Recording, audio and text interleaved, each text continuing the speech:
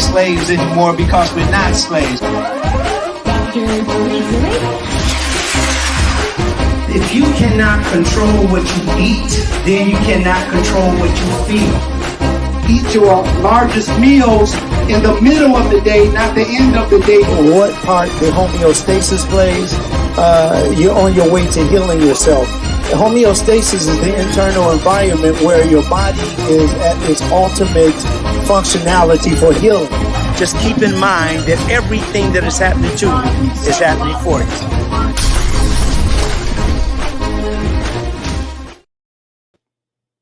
Well.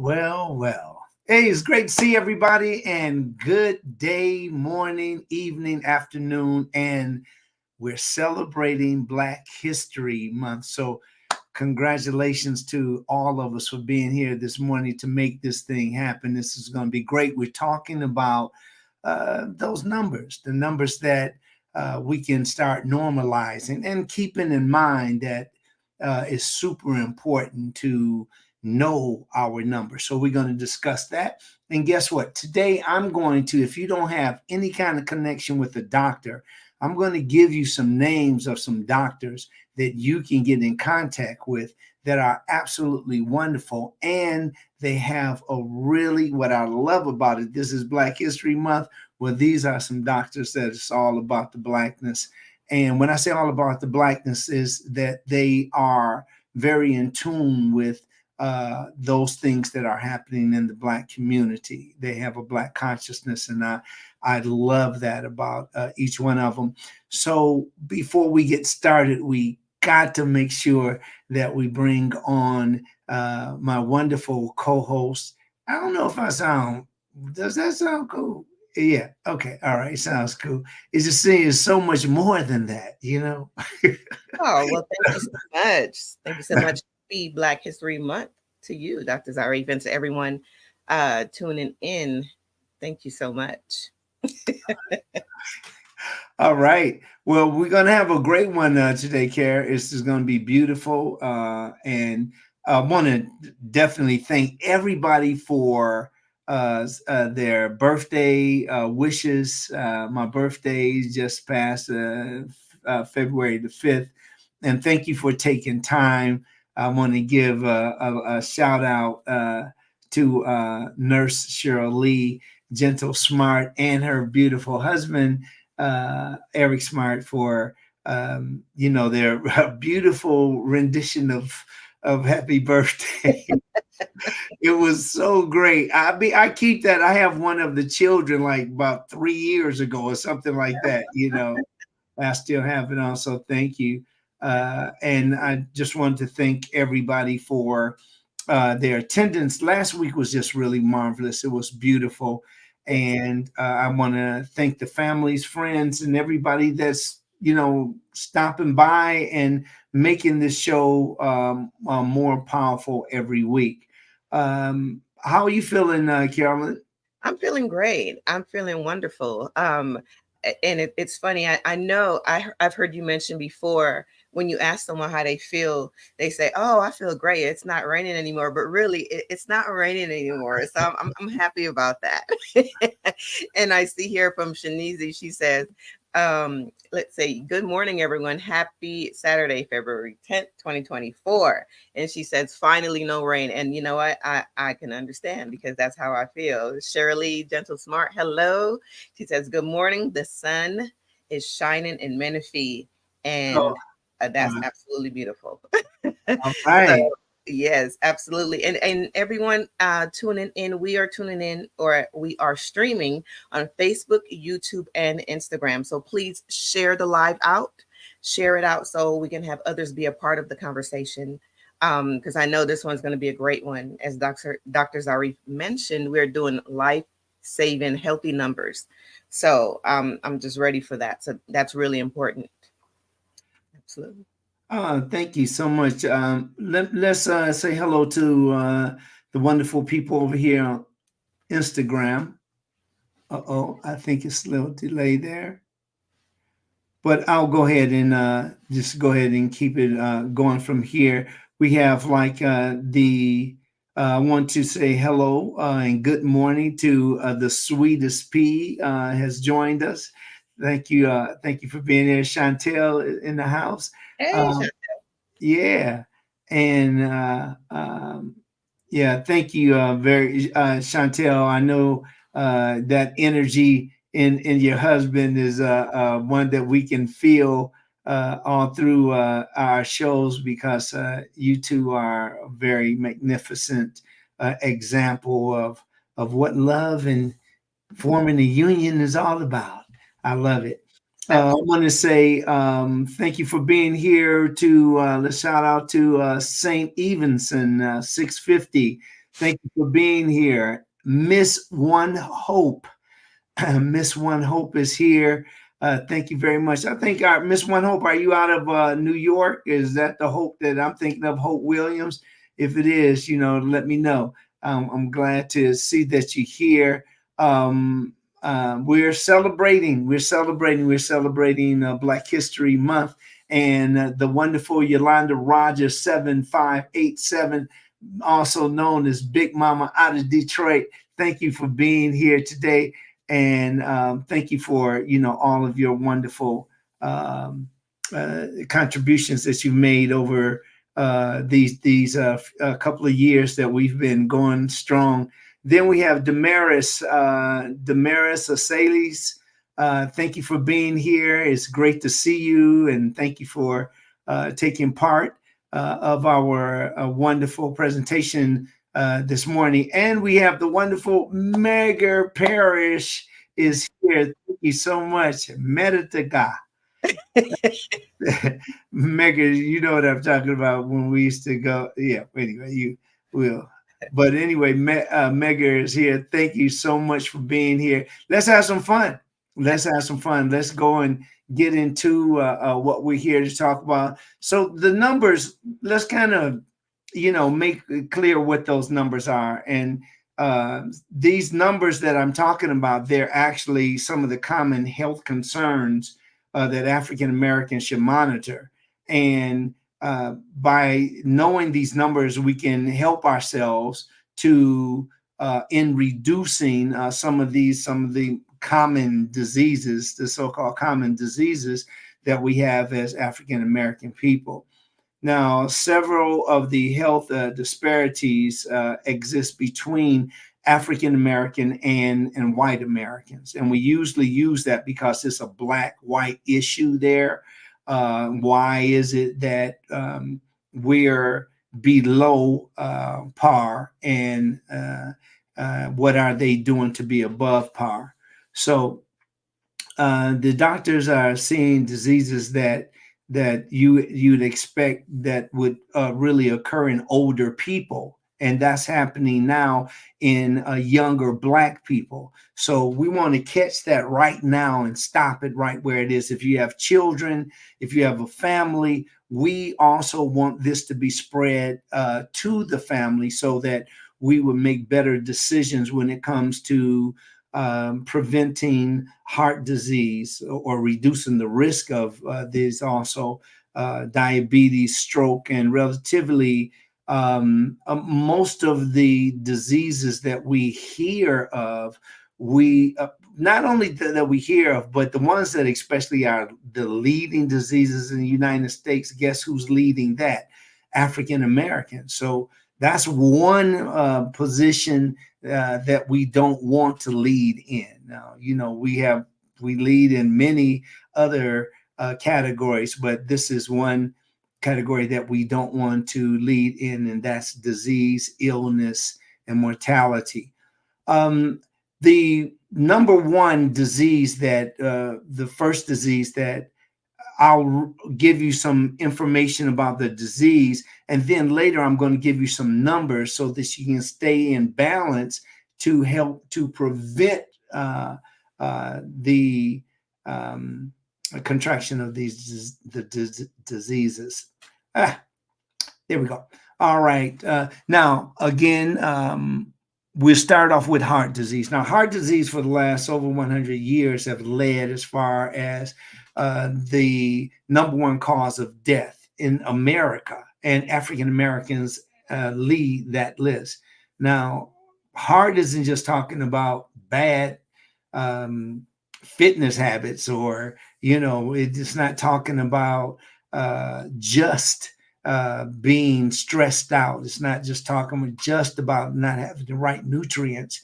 There are things that we're going to talk about today that you could get these things even if you are or were healthy. Yes, if you're working out and you're eating the best food and you're getting all the sleep and you're taking supplements, and even if you're getting checkups, there are still things that can still happen to you that you have no control of. So it's I know for myself, there has been not many things that go on with me that I need to go in and see a specialist about. But there are things that I've had to go and talk about, things that were happening to me. And I was like, okay, what is this? And finding out about it, opening up, being able to talk to a doctor about it is super important. Asking the question, putting it out there, and not hiding it.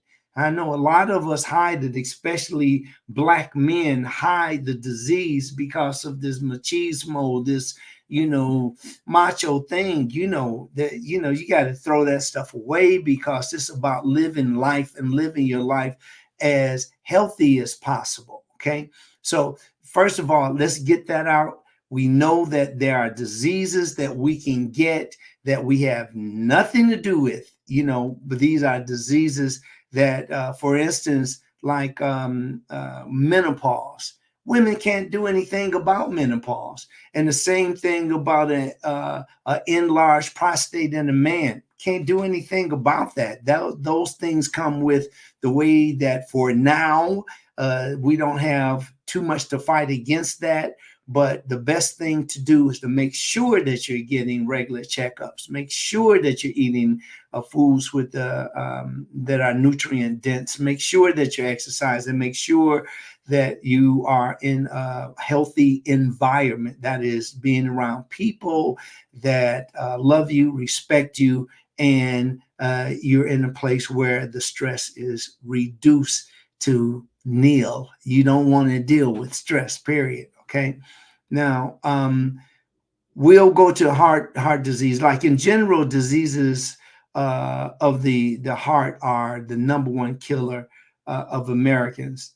However, while the rate of heart disease has been steadily decreasing among white Americans since 1970s, the rates are not decreasing as sharply among the African Americans.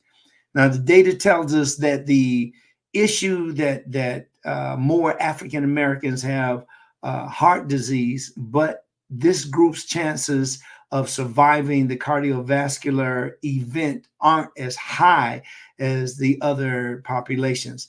In fact, African Americans aged 18 to 49 are 2 times more likely to die from heart disease than other Americans. And this is just super important to know, that there are many diseases that we get prematurely, or we get it at an earlier time than other cultures. So we have to look at, what are we doing that a child is now getting type 2 diabetes instead of juvenile onset diabetes, which used to be what it was called before, just type 2 diabetes mellitus.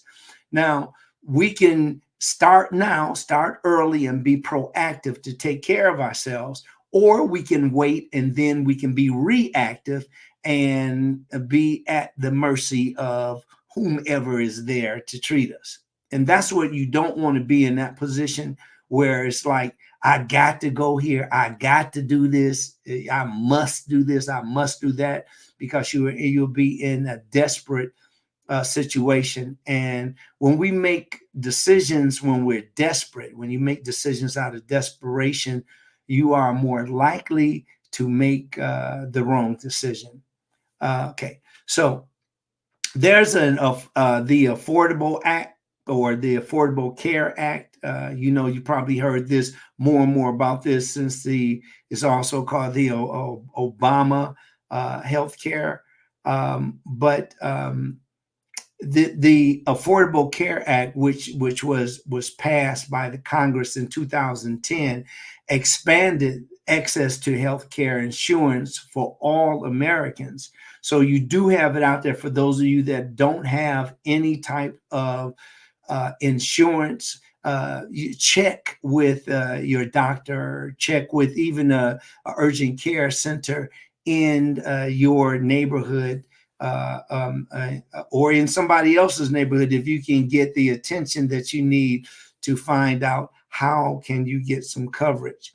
Now, it appears that this excess has improved cardiac care for African Americans, but the disparity still exists. It just is not going away because we're still dealing with systemic racism.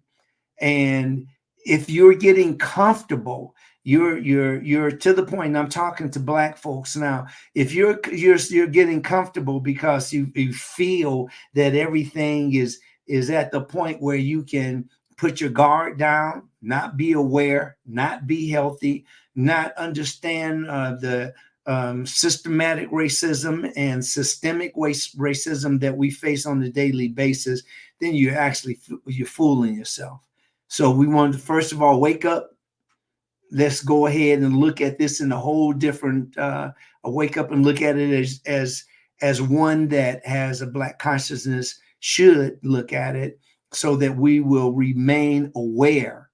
And that's all I have to say about that. I want to start it off with the heart disease, because the heart disease is the #1 killer, and keep that in mind, because this is why we have to understand we take our pulse rate, or we take our blood pressure and so on, so that we can avoid some of these diseases and reduce the risk of these diseases. Essential hypertension is next, is also called high blood pressure. Now, one of the risk factors for heart disease is high blood pressure, also known as hypertension. This condition is particularly troublesome for African Americans. We have it more than anybody else, and it definitely can threaten the balance of a family, the balance of your personal body. We want to pay more attention to this, because it shouldn't be just troublesome. We should be working on a way that we can avoid it altogether. In fact, 1 out of 3 African Americans that suffer from high blood pressure. High blood pressure is difficult to manage without adequate access to care, period. So if you don't have access to care, and all you're doing is like, I'm going to take this herb, or I'm going to take this oil, and I'm going to take this vegetable, and all of those, it's already past the time. So now you're reactive. What I mean by passing the time, you want to get in front of the disease. You don't want to wait until you get something. You want to make sure that you're listening to the kind of foods to eat, the exercise, the rest, and the community, your environment. Okay. High blood pressure is difficult to manage without the care of professionals. And this very important. Now, some people think they can do it on their own, but I suggest that we start using the professionals more. And that's why I'm going to share with you some names and their contact with these particular doctors, so that you can get like an OBGYN. I've met people that appear to have their lives in balance, healthy, happy, but they didn't have a doctor. Having a doctor is important. Just like if you are I run a business, I have to have attorneys. It's not something you're gonna say, well, if I get in trouble, I'm going to handle it myself. There are specific people for specific things, and you can't do them all. Nobody knows everything about anything. So let's get back to this high blood pressure. African Americans are less likely to have blood pressure under control. I'm talking about Black folks now. The Black folks are our culture is less likely to have the blood pressure under control than non-Hispanic Caucasian Americans. Further, the African Americans develop high blood pressure earlier in life and typically exhibit much higher blood pressure levels. So instead of 120/80, you're going to see a lot of 130/90 and up. And that's because it starts early on. We need to catch it early. Some of the things that we can stop doing is eating the foods that are high in sodium, and those are the foods that are enriched and those foods that are overly processed. Now it's up to you what you want to do, because I ain't let nobody tell me about my cereal. That's my mocking voice. But you can make a difference. I can't look in my son's eyes or my daughter's eyes or my significant other's eyes and say, like, I don't care, or I won't do the things that would help them to be as healthy as they can be. I don't understand that kind of nonsense. Let's go next to cancer. Now, cancer is the #2 killer for all races. And not just Black, but for all races. African American men are 50% more likely than white men to get lung cancer. And more African American men experience issues such as enlarged prostate and prostate cancer. This is really important because an enlarged prostate, this is what we should be taking care of constantly. I'm constantly in there making sure when you get older, some of these things are going to happen because your body is going to change. Now, you don't have to sit around and get, these different other, different other diseases because you're just like, hey, I'm older, I'm going to get different diseases. If you're lucky, all of us are going to get a little older. If you're fortunate enough to get older, but in the meantime, you want to think constructively with the expectation that you will live your full life. So why not take care of your life and to reduce the risk of disease, infection, illnesses, and death? We can do that by getting a head start. Really important. So keep that in mind. I didn't even mention about some of the colorectal cancer.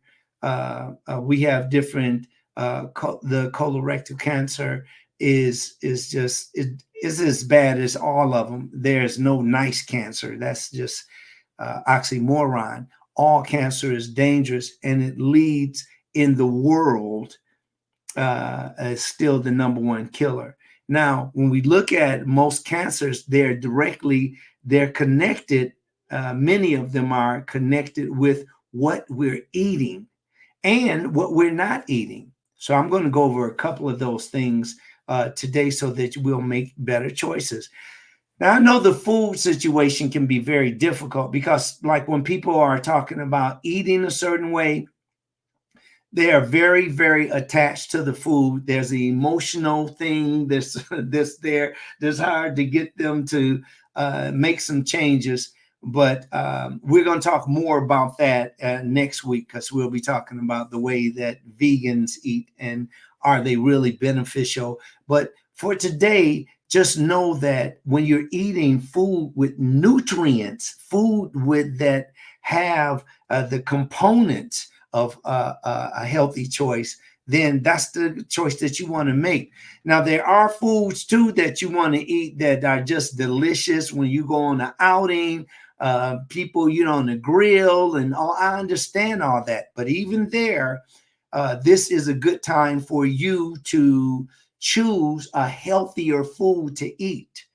Now, I don't personally eat meat. You probably already know that. And I have my reasons. They have nothing to do with just being a vegan. It's all about my health, and it's about the reduction of of risk. Although I do support the way that vegans eat, because vegans eat in a way that reduces the chance of disease and infection. So that only makes sense to me. If I can eat in a way that reduces disease, I think that is that's a great choice to make. Now you have other people that know that eating certain foods, that there's injury from that food to themselves. They know that the things that we're talking about, heart disease, cancer, diabetes, high blood pressure, all of those things come with some of the typical ways that we eat. Now, again, you won't see me turning blue talking to anybody about taking care of themselves, because it really starts with us. It got to start right where you're sitting or standing. This is where it has to start with you. Okay. So let's keep that in mind. Let's go ahead. I want to move on to diabetes. Now, diabetes or high blood sugar also is an area of concern for African Americans, who are almost twice as likely to be diagnosed with the disease as non-Hispanic whites.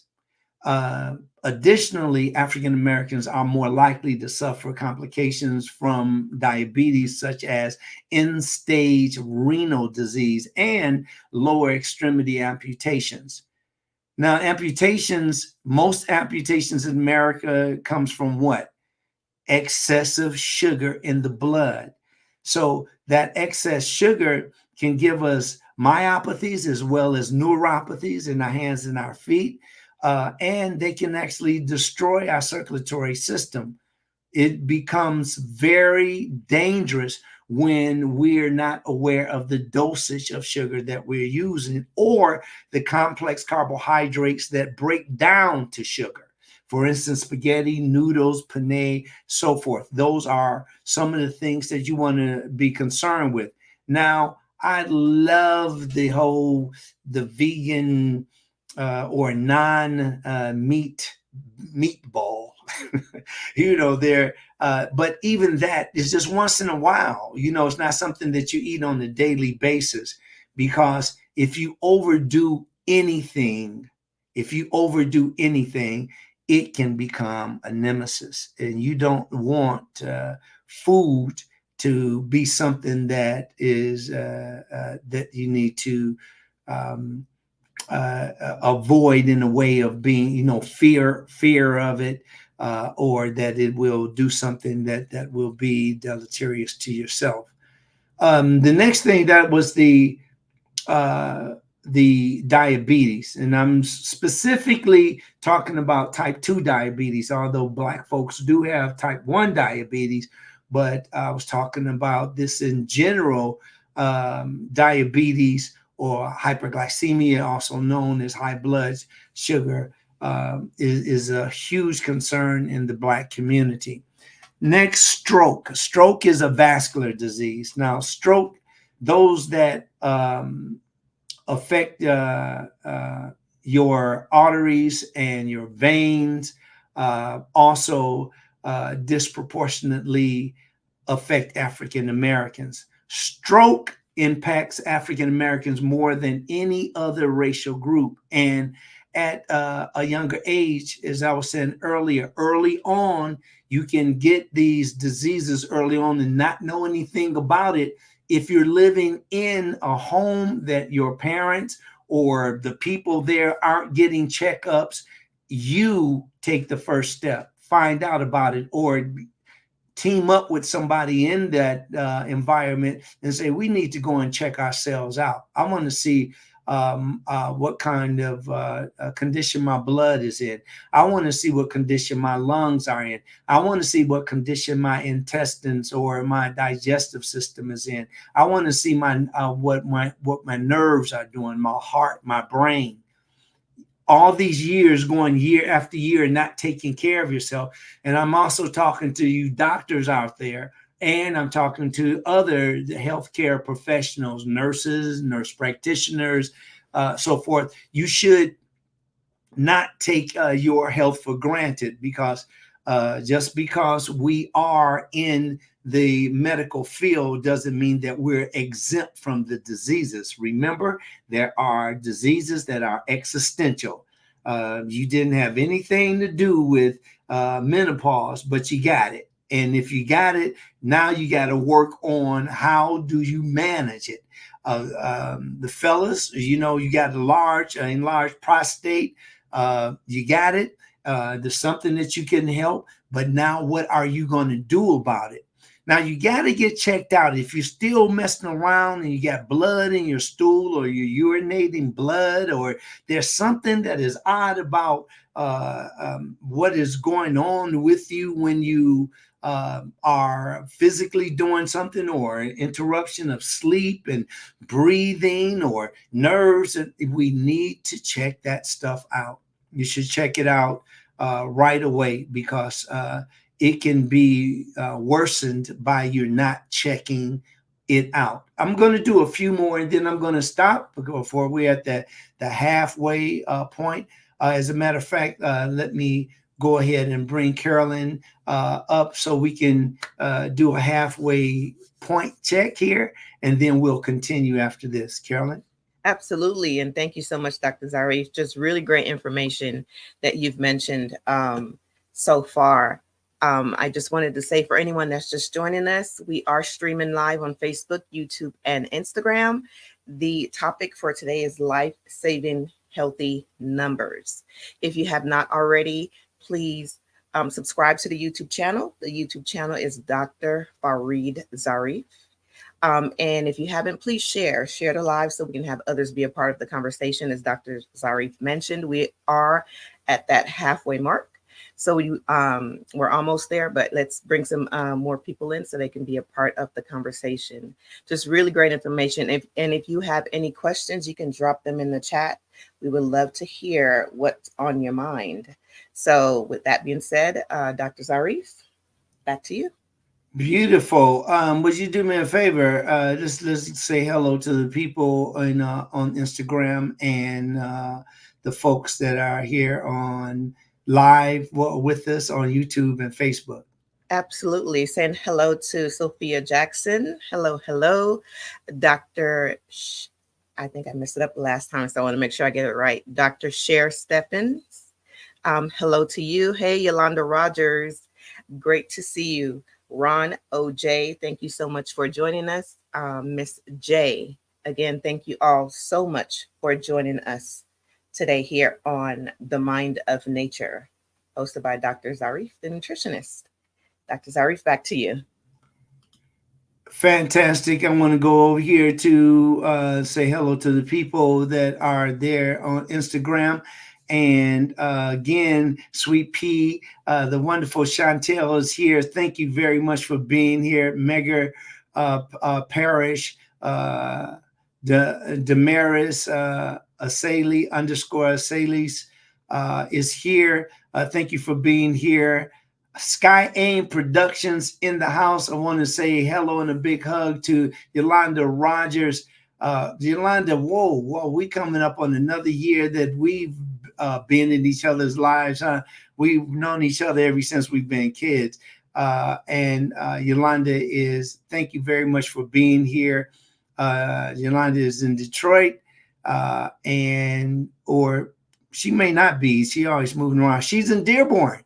Yeah, Dearborn. So welcome and thank you for being here. And Miss One Hope, thank you for joining us today. Really appreciate you being here. If you have any comments that you want to make, we really appreciate it.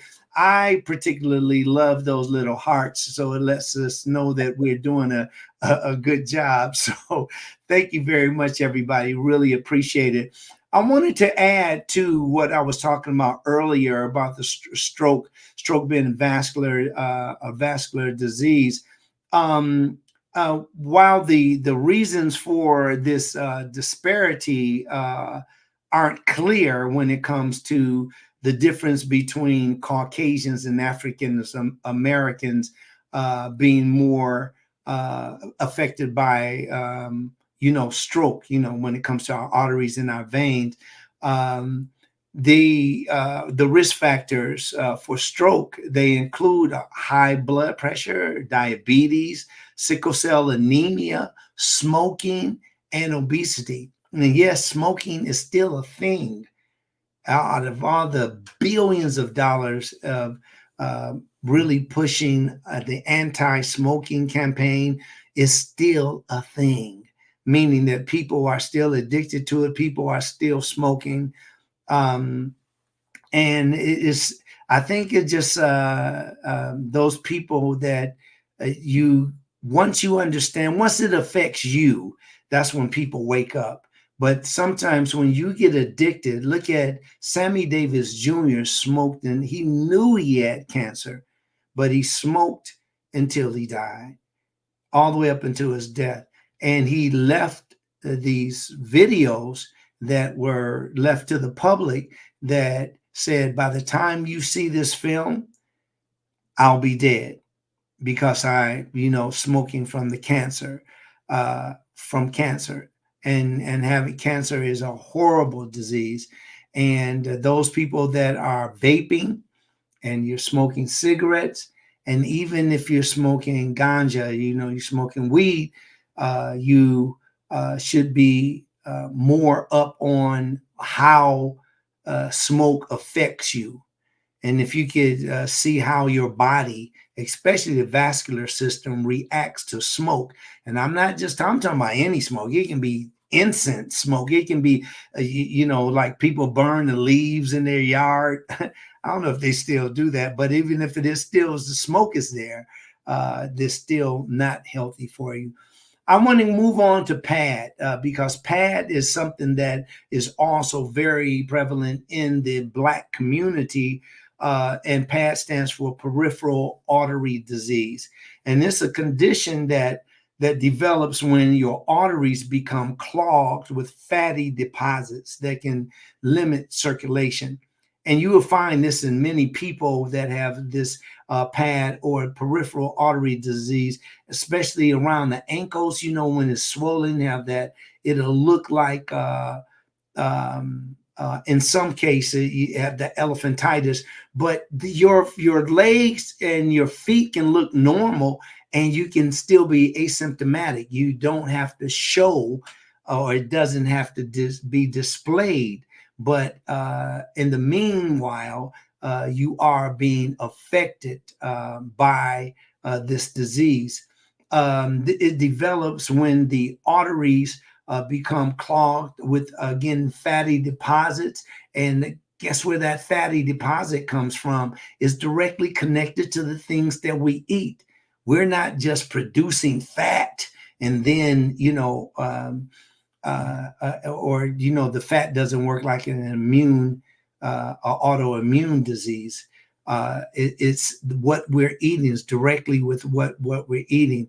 It affects 1 in every 20 Americans over the age of 50 years old. So if you're over 50 years old, or that you're coming up on 50, take care of yourself now. Again, being proactive. The peripheral artery disease may attribute to risk factors, the conditions that raise the risk of developing PAD. Include diabetes and high blood pressure, which is previously discussed and more among African Americans, and at a younger age. The peripheral artery disease increases your risk of having a heart attack and of having a stroke. So let's again, really listen to being proactive about this. It's not like the eating and being healthy isn't about talking to you blue in the face to make people. Some people will not. I repeat, some people will not allow themselves to eat foods that will harm their body because that's the kind of respect they have for themselves. But there are people that will not, and I repeat, will not stop eating the very foods that are injurious to their body. So that's going to happen. It's not going to change. I know I can't save the world. I know that we together, we can make a difference in the world. We can make a difference in people making informed decisions. But while everybody is out here going head up about this is what I believe, this is what I believe, people are still dying. So belief, if that's what you believe, that's subjective. It's subjective, and it's something that I think we should take into consideration, because we need facts, and we need the things that are scientific and the things that are proven. Now, I know that science doesn't prove everything. Science doesn't give you an explanation for everything, but doggone it, it definitely has the kind of evidence that's important for us to know the difference between those things that can be injurious to us and those things that are not. Okay, remember, when you're eating, the main thing that you want to keep in mind when you're eating, no matter what lifestyle you've chosen, what eating lifestyle you've chosen, remember, it comes down to the reduction of your illnesses, your infections, the diseases, and mortality. That's what it comes down to, period. Okay. So it's what you do. It's what you do, how you use the information that you're getting. Sickle cell is another African American. Well, I won't say it's a disease that has high concerns when it comes to the African American community. A very small percentage of Americans develop sickle cell disease, a category of inherited red blood cells disorders. White Americans rarely develop the disease, while 1 in every 500 African Americans will. So that's 1 in every 500. Now, it doesn't seem like a whole lot, but then you think about, we're 13% of the total population in America. So at 13% of what? 13% of over 350 million people in our total populace when it comes to America. The condition also affects more than 90,000 Americans, according to the National Institutes of Health.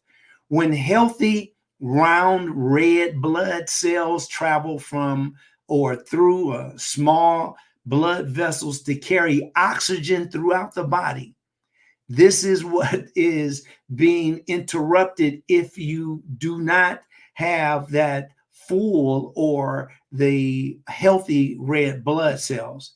In someone who has sickle cell disease, their sickle cell trait and their sickle cell disease, for someone who has the sickle cell disease, however, these cells become sticky and they become hard, and they resemble a sickle. And that's a C-shaped cutting tool.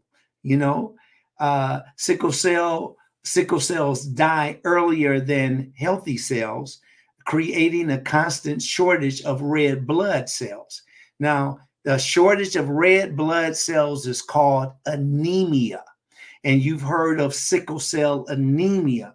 And anemia, some people are anemic, meaning, again, that they have a shortage of red blood cells. Sickle cells also get stuck while traveling through blood vessels, blocking the blood flow. And this is why sickle cell also increases the chance of stroke. This is super important, or aneurysms. So when you are talking about sickle cell anemia, it is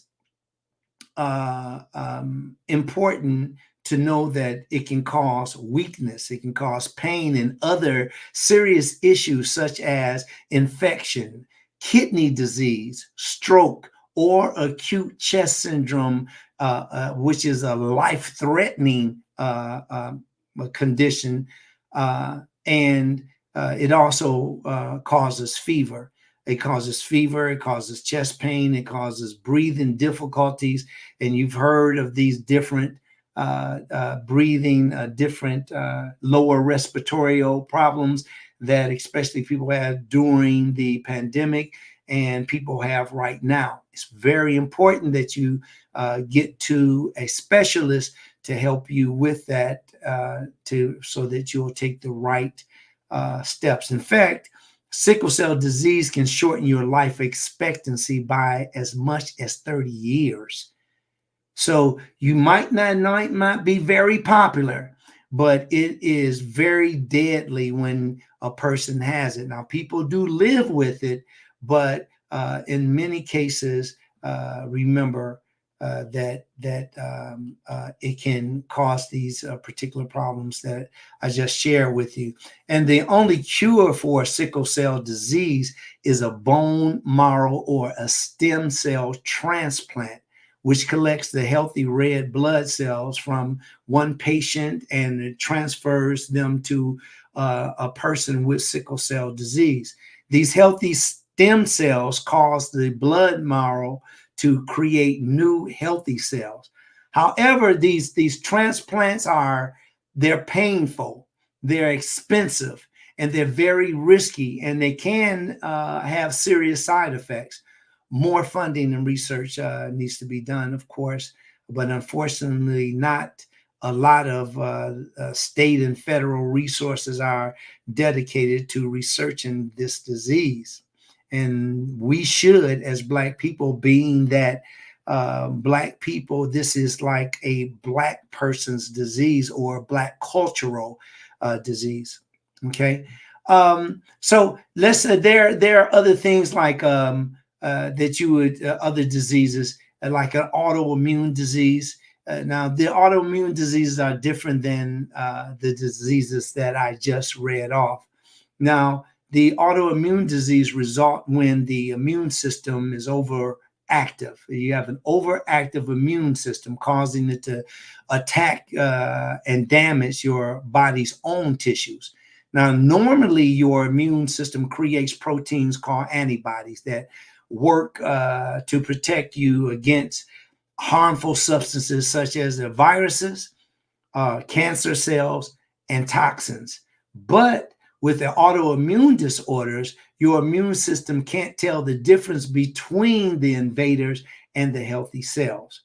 So keep that in mind. Like the doctors have identified more than 100 different autoimmune diseases, which together affect 24 million people in the United States. And it's not clear exactly what causes or triggers them.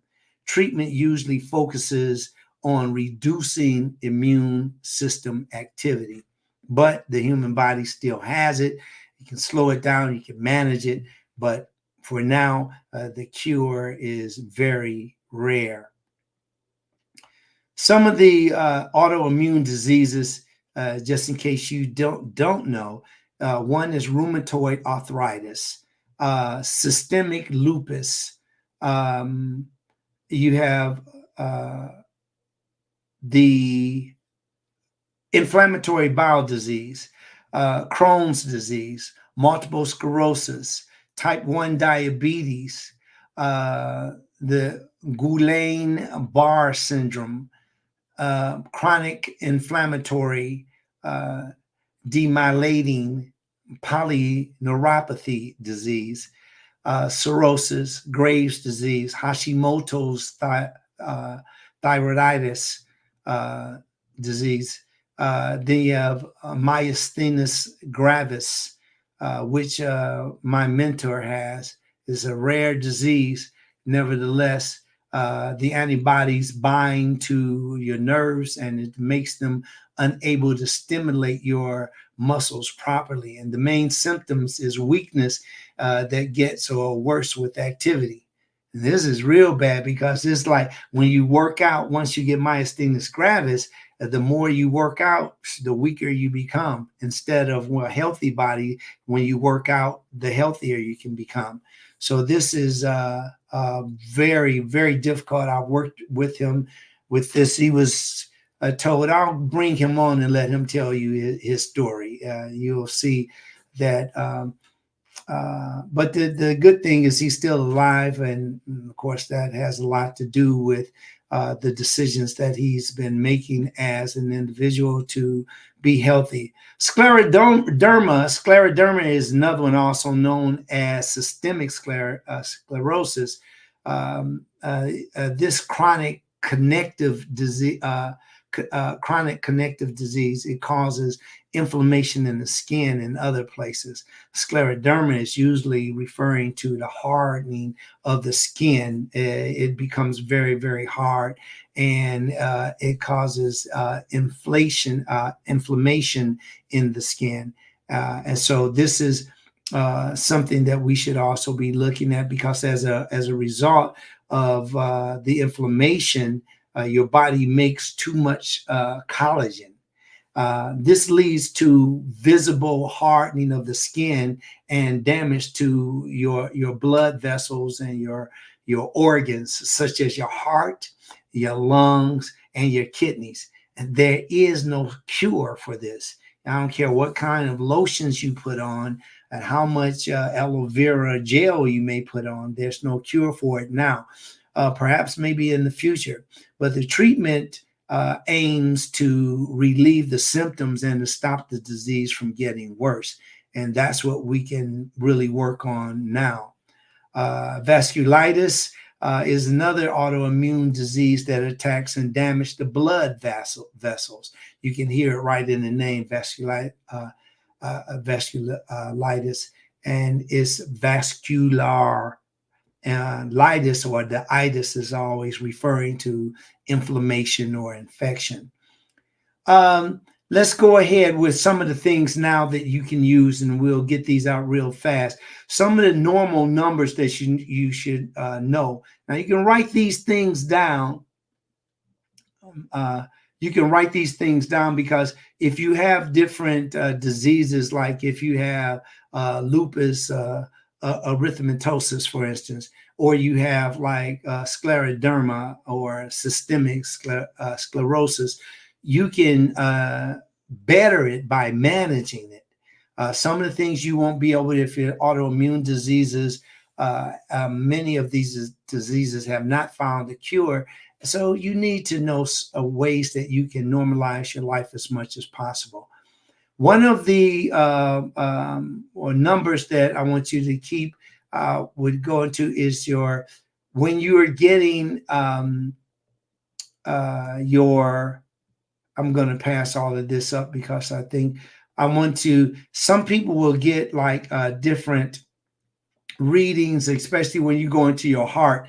There's a whole lot of them. And then right now I'm going to pass it up, because I'm just going to give you the target heart rate. There are other things that you'll find about that you need to learn more about, especially when you're getting electrocardiograms, and that is like the T wave, the U wave, that's a P wave, the QRS. All of those are different. The QRS complex, all of those are things that you'll get reports on, but we won't do those today, because it'll take time to explain this, and we only have a little time left. But I'm just going to go over a few things. So let's start off with the target heart rate zone for vigorous exercise. And if you're exercising, one of the things that you can do is just take your fingers and go right here. See this, your carotid artery. Well, over here, you can get right up under the mandible, right up in that corner, right there under your jaw, right, line up with your ear. You will find a pulse. So see if you can find one now. Okay, you feel that beat? Now, when you are exercising, or just before you exercise, if just before you exercise, when you take your pulse, you want to take it for 10 seconds and count how many beats in 10 seconds. Now, to have a healthy working pulse rate, you want that between 19 and 29 beats in 10 seconds. Anything under that, you want to bring it up to be between 19 and 29. And if you're over 29, that means you start to work against your health instead of for your health. So you will hear your instructors or doctors say, no more, don't work out more than 80% of your maximum heart rate. And that means that when you overdo it, you can overdo it. And if you overdo it, you can definitely have, dire consequences. You don't want that. Now, if you're also working out, like maybe with you're getting some treadmill work. You heard of the word Bruce Protocol. Now, Bruce Protocol, this is this old medical pioneer back in Boston. This is way back in 1916. He died at the age of 87 years old. And this technique was named after him, Bruce Protocol. And what it does is that it gives you a report of your metabolic equivalents. I won't go deep into that today either, but it's the MET. Some of you, this may be the first time that you're hearing about this, but this is for peak exercise METs. And MET stands for metabolic equivalents. So you'll find that the 1 MET is defined as the energy that you use when you're resting or sitting. Another you can add on to this is your basal metabolic rate, your resting heart rate. You will hear that sometimes in the same subject. And your numbers, let's say if you're 40 years old, your MET target would be 9.5 for a female, and for a male, it would be 9.7. So when you take that treadmill test, these are the numbers that they look for. Now let's move on to some other comorbidities. Well, comorbidity, let me see, I'm just looking at, I'll go down here. Comorbidity, by the way, is just the sickness or illness that you have that is in addition to perhaps your primary illness, or that illness that you, for instance, diabetes. Now, what do you have in addition to diabetes? And it might be, I have migraine headaches, or I might have some kind of digestive like colitis, or I might have a gastritis. Those are comorbidities. Now, when we look at a few things here, I'm going to give you now the normal. Let's start off with your core temperature, or your normal body temperature. The average normal body temperature is generally accepted at 98.6 degrees Fahrenheit. And those that are on the metric system, that's about 37 degrees Celsius. Now, some of these studies have shown that the normal body temperature can have a wide range from 97 degrees Fahrenheit to 99 degrees Fahrenheit. And sometimes some people run hotter than other people. Monitoring your body temperature, even when you're healthy, can help detect disease early and is a marker of long-lasting stability. Part of your brain, called the hypothalamus, continually adjusts to your body's temperature to maintain an optimal environment for your body's function. So that's what that 98.6 is about. It wants to get the optimal environment for your body's function. And that's why we start learning these numbers. So again, your temperature should be a regular, your normal temperature is what? Around 98.6, about 98.6 degrees Fahrenheit, but it can be from a range of 97 to 99. Okay. Blood pressure is the next. Blood pressure readings are given two numbers. The top number is the maximum pressure the heart exerts while beating, or a measurement of the amount of force that your heart needs to pump blood throughout your body, or which when the heart pumps the blood out. So in other words, is like when you make that stroke of blood, your systolic pressure, that is enough energy to take that blood and for that blood to go from your heart all the way around head to toe and then repeat itself in the body. Okay. So this is that having more blood per stroke is more important than having blood from fast heartbeats. Okay, so the healthier you get, the stronger your heart to get. Some doctors, well, I won't say doctors, but maybe their assistants, they can misread this because a hard heart, or you'll hear the word megaly, like hepatic megaly, for instance, large liver. When you have a megaly effect there, that can be because you have worked out a stronger heart, a bigger heart, so you get more blood per stroke.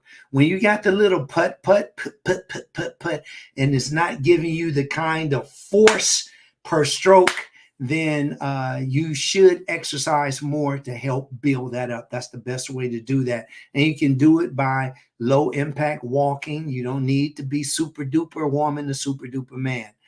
The bottom number is the amount of pressure in the arteries between beats. You got to remember that. That's when you see systolic and diastolic. I'm talking about diastolic now. So the lower number is the pressure in the arteries between the beats, or which is when your heart rests between beats. So when your heart rests, so you'll hear the pressure in the artery between the beats, or when the heart rests between beats. Okay, the normal pressure for your blood pressure is 120/80. Your blood pressure is considered stage 1, or is considered high if it reads 130/80.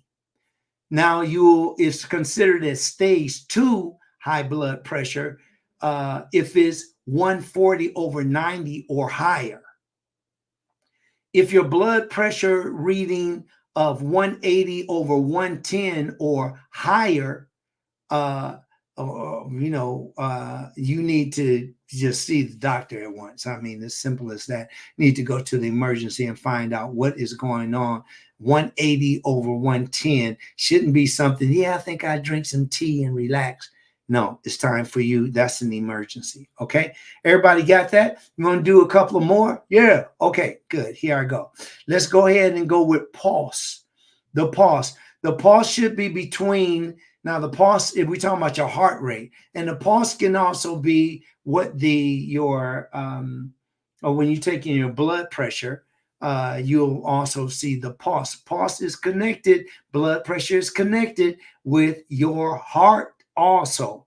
It affects how your heart behaves. Between the pulse rate should be between 60 and 100 beats per minute. Now, your pulse rate, also known as your heart rate, is the number of times your heart beats per minute. A normal resting heart rate should be between, again, 60 and 100. Now, that sounds just like the next one I'm going to give you, glucose.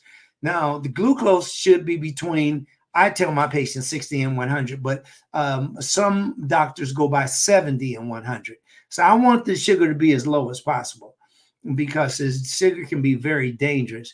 But if you had a fasting blood glucose test, a level between 70 and 100 milligrams per deciliter that's considered normal.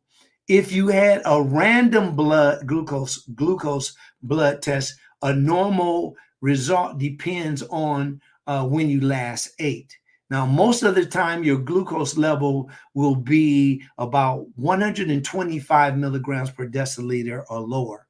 So when I say a 70, this is when you usually take it after fasting. And the same thing with 60, if this down that low. I'll do a couple of more and then we're gone. Fasting blood sugar is a measure of the amount of glucose in your blood after fasting for 8 to 12 hours. High blood sugar is also called hyperglycemia. Low blood sugar is called hypoglycemia. Now, hypoglycemia is usually experienced when a person isn't eating frequently enough. So they get weak, they get postural vertigo. You see, they move around. Nurses, doctors, you all know about this one, because some people take it very lightly, and they say, "Oh, that's just my blood." Get a checkup, get an examination, and know for sure. Go to a professional. High blood sugar can damage your blood vessels and your nerves that control your heart over time. Now, it also can lead to type 2 diabetes. Don't play with sugar. You shouldn't even have that white sugar you shouldn't have it in your house. Okay. And some of the honey mixes, not honey, but the honey mixes, you should also make better choices by getting the pure honey if that's what you're still doing. Okay. And Manuka honey, read up on Manuka honey, and I'll go past that tonight, but it's always some good things to read about that. The last thing I want to read to you about is the hemoglobin A1C. Now, hemoglobin A1C is a normal A1C. The normal A1C level is below 5.1%. Now, this is important, especially if you've been diagnosed with diabetes, or you're obese, or you're overweight. The hemoglobin A1C on the level below 5.7% is considered normal.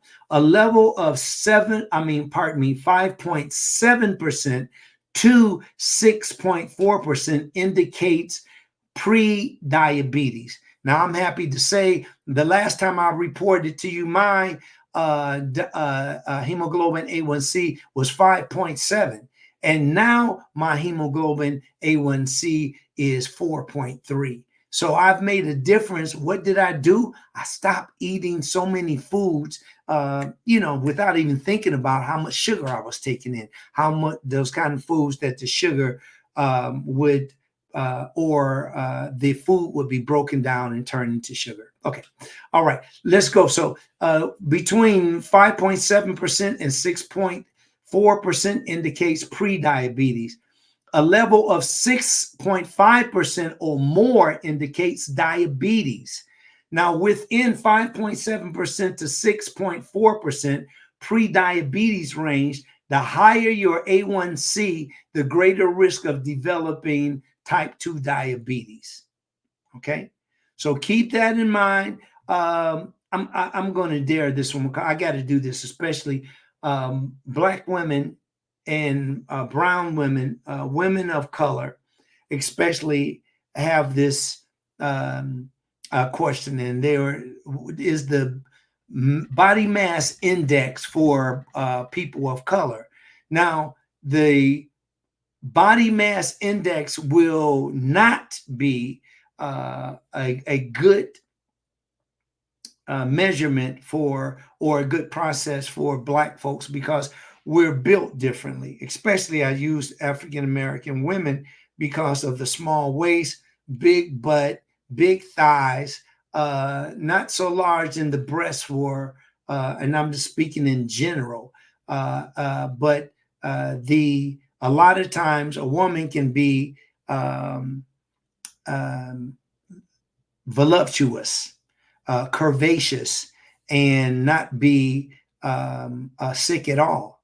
And a lot of times when you look at obesity, if a woman is over 25, her body mass index is 25 and up, she's referred to as obese, when it could be just a tall woman with nice, firm body parts, especially in athletes. If we say that the body go by the body mass index when it gets to athletes, we know that we have football players that a lot of them would be considered obese but they would not have that position if they weren't. So that's another thing. Your cholesterol should be less than 200. Your cholesterol less than 200. That's very, very important, because again, what happens is that your cholesterol, or those lipid levels, including your LDL and your HDL and the triglycerides, this would mean a lot for your heart health. And we want to keep that down so that you'll have the best heart health. Okay, we're going to stop right there, everybody. That we covered a lot, and we got a lot more cover. Remember those numbers. That's what I intended to do, is to go over those numbers with you. And now you will know, at least know that your sugar, you want your sugar between 70 and 100. You want your heart rate to be anywhere from like 60 to 100. You want your pulse rate to be somewhere between 60 and 100. You see, now you're getting a pattern of it. These are numbers that you should know. And I'm really, really glad that you are here today, and we got a chance to go over those particular numbers. Carolyn, Yes. thank you very much for being here. That's a lot of teaching. If you love what you hear, one of the ways that you can do what you can do for us is that we're growing, but we still need your likes, and we still need your subscribing. So subscribe to us on the YouTube channel.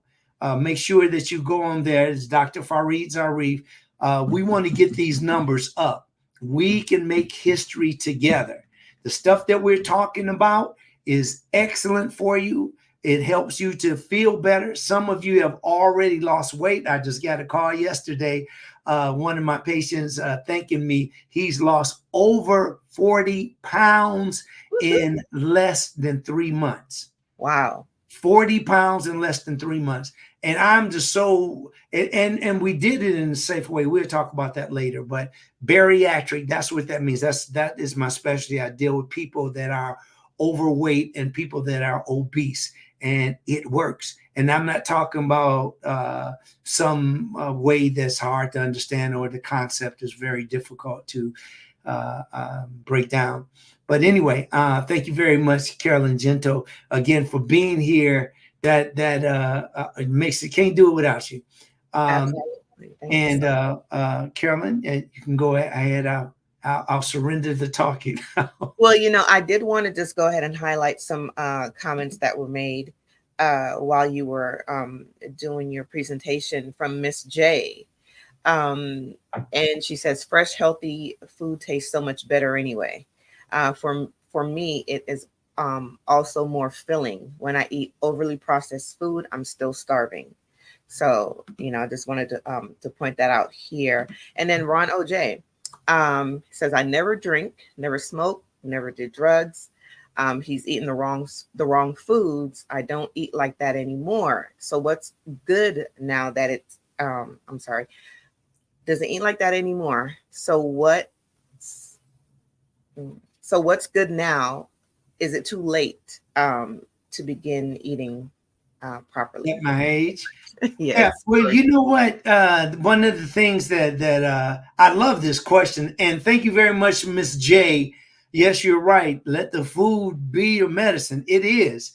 And the way that we use that food is really makes a big difference. I really thank you all for being still here. But this was a really invaluable presentation today, because we gave you something that can actually save your life from day to day. So make sure you take time to go on Amazon or wherever you like to buy some equipment to take your blood pressure, get a blood pressure cuff, get a, there's a lot of different things that you, even kits that you can take your cholesterol. You can also check a glucometer. You can take your sugar. All of those are available. So don't fret when it comes to getting something for you to feel better. Yes, Ron OJ, this is my brother. Ron, so glad that you're here. That's great. Yeah, and I remember how healthy you used to eat, and Ron has never. And Ron loves the nightlife. He's one of Detroit's best, if not the best, DJ. He's the best as far as I know. And Ron, Jay, what'd you say? I said, get down. Yeah, that's really beautiful. And Ron J is loved by millions. And he's made a great contribution to us all, keeping us with a smile on our face and being happy and knowing how to enjoy life. And he's also an incredible martial artist. But Ron, no, it is not too late. And I'm glad you asked that question. It is not too late for anybody. If you wanted to take care of yourself, guess what? Taking care of yourself is only the distance between you and a decision. That is all. The distance between you and a decision makes a difference in the way that you're whether or not you take care of yourself or you not take care of yourself. And you again, I warn everybody: don't beg anybody to love themselves.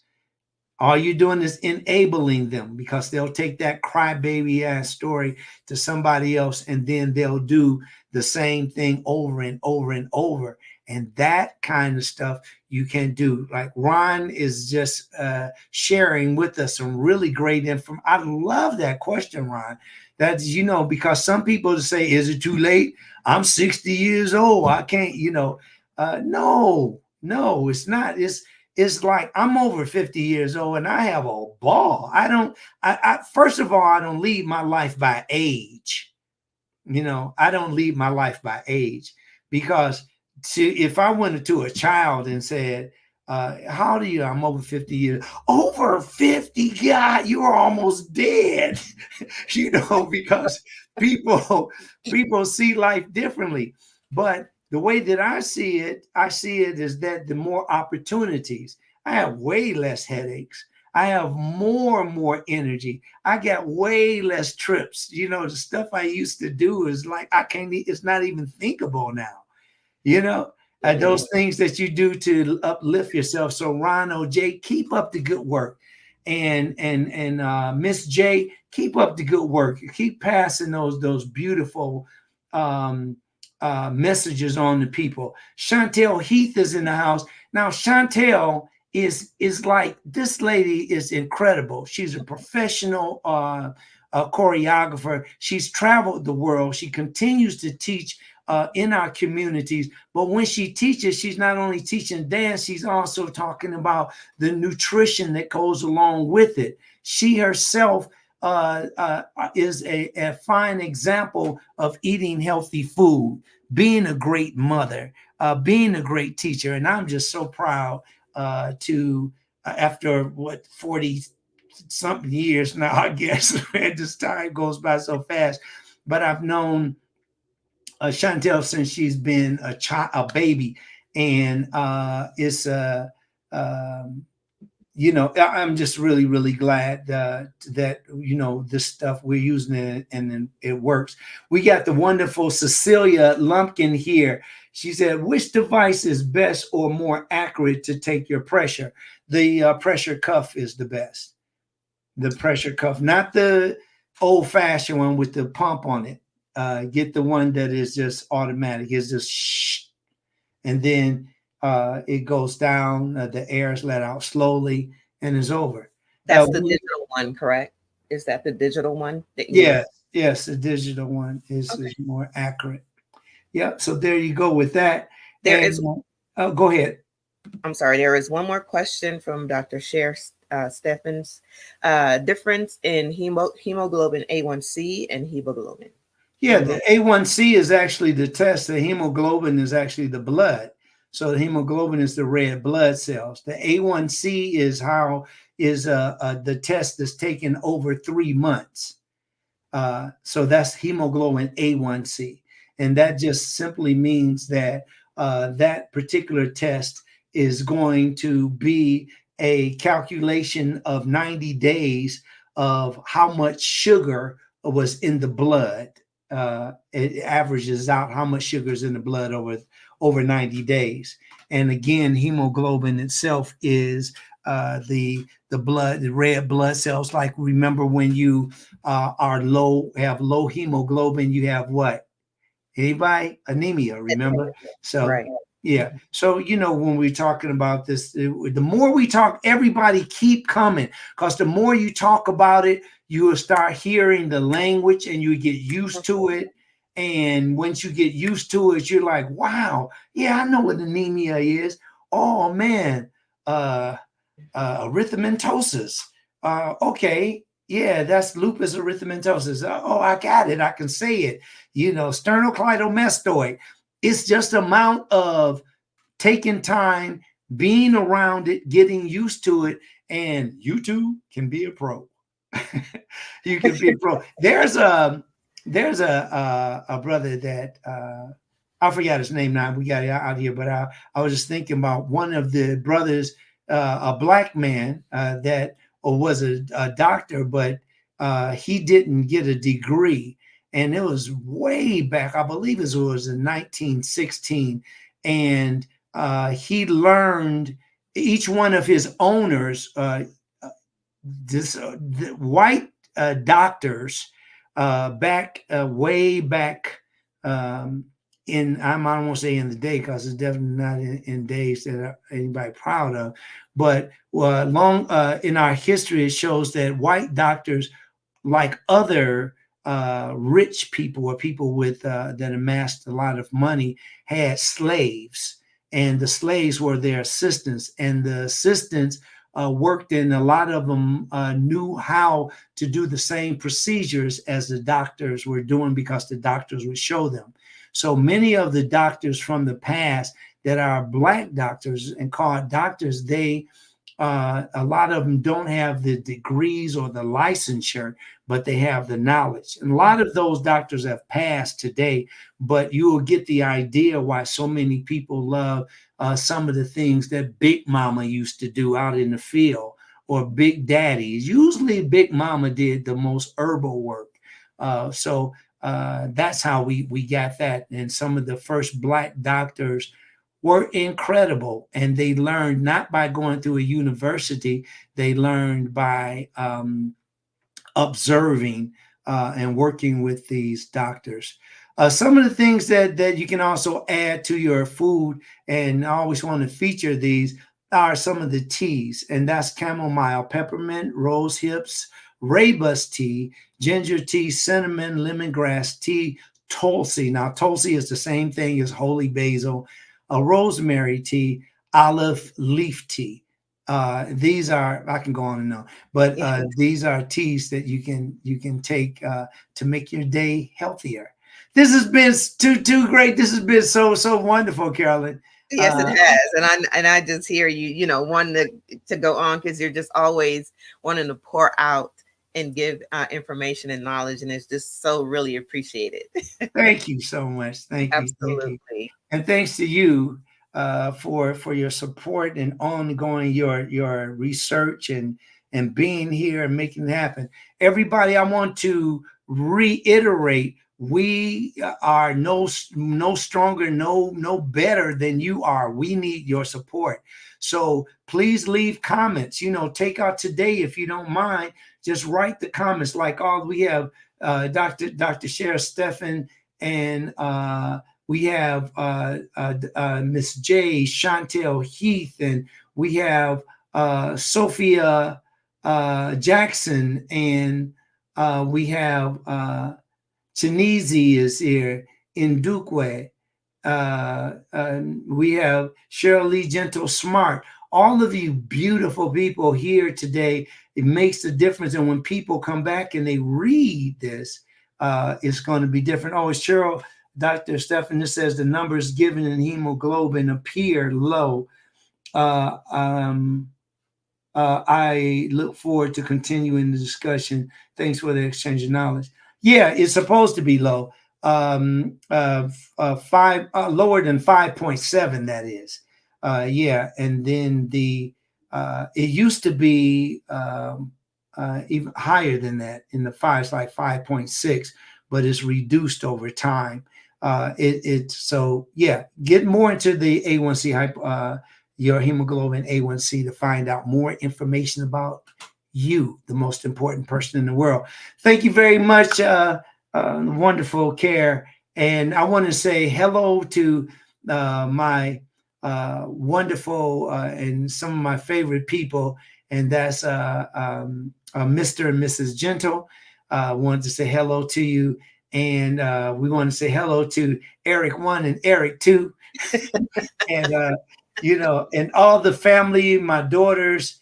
I want to say hello. I love you guys, and I'm giving myself a shout out. So thank you very much, everybody.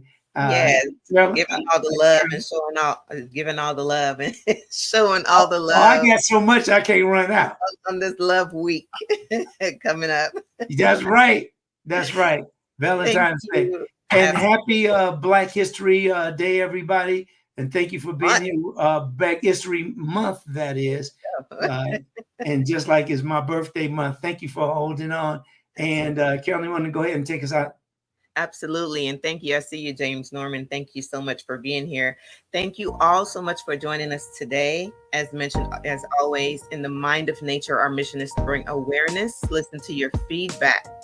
And now it's time for you to take action. All the information that you heard today from Dr. Zarif, take action on the knowledge that you shared today. If you haven't already, please subscribe to the YouTube channel. It's Dr. Farid Zarif. We meet every Saturday, 8 a.m. PST. So thank you all so much for joining us. Dr. Zarif, you want to sign off? Peace and love, everybody. Thank you again. Bye-bye.